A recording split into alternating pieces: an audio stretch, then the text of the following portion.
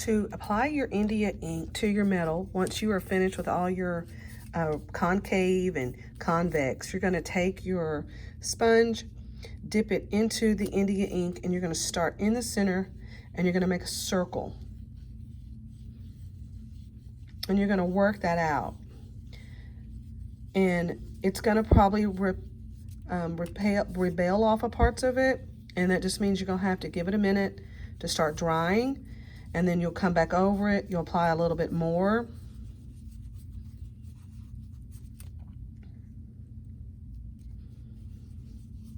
And you're going to want it to be slightly dry, but also still a little wet before you go to buff it off.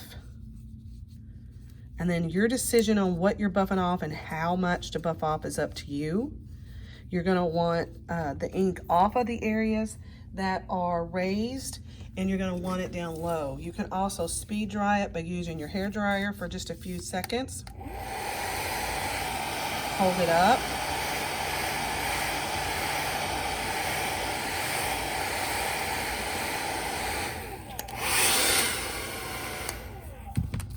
I'm going to apply a little more ink.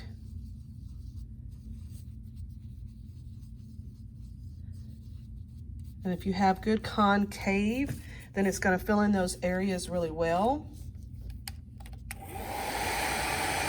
You don't want it too close to it.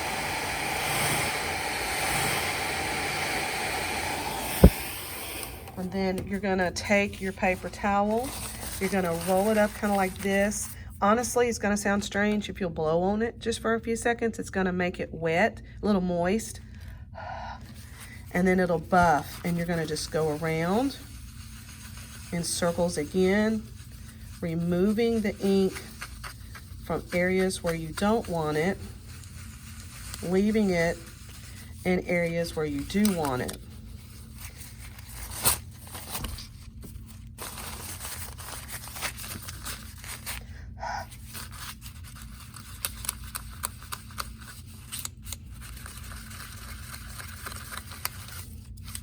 My metal's bent.